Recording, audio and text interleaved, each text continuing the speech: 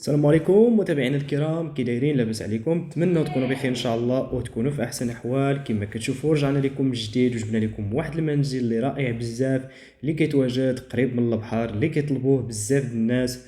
والمنزل تبارك الله رائع. موقع استراتيجي قدام الفيلات، قدام كل شيء. والثمن كما شفتوا في الصورات 39 مليون، ونتمنى ان شاء الله يكون قابل للتفاوض. فابقوا معنا حتى الاخير باش تعرفوا جميع معلومات والتفاصيل حول هذا المنزل اللي جبنا لكم. وقبل ما نبداو الاحباب ديالنا، ما تنساوش الاشتراك في القناه اللي مازال ما اشتركش يشترك ويدق على لايك باش هكا يوصلكم الجديد ديالنا.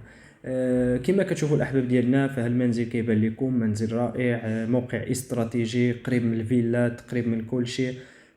وقريب البحر ما بعيدش عليه بزاف، يلا شي 500 متر ما وصلاش. يعني شي 3 4 دقائق هكاك على رجليك توصل للبحر. يعني شي حاجه اللي قريبه بزاف. فكاين بزاف د الناس اللي كيطلبوا منزل يكون قريب من البحر. فاحنا قبل ما نقربكم من الموقع ديالها، فاحنا غنخليو لكم حتى لوكاليزاسيون ديال جوجل مابس، باش تعرفوا داك المكان فين كتواجد هاد الدار هادي. اما المنزل راه كيتواجد فيه لتحت وفيه الفوق، وتبارك الله مفيني، فيه الماء وفيه الضوء الحار كل شيء. بالنسبه للمساحه ديالو كيتواجد فيه 76 متر، ولكن تبارك الله صوبوا ليها الفصاله، يعني جا زوين. اما في خصوص المكان ديالو راه كيتواجد في الجديده، في مدينه الجديده قدام فيلا ديال كاليفورنيا. المهم قريبه للطريق القدرون الكبيره اللي كدير الرباط للدار البيضاء. المهم راه قريبه ليها. فالمنزل هانتوما كتشوفوا. حنا غنخليو لكم حتى لوكاليزاسيون، بقاو حتى الاخير.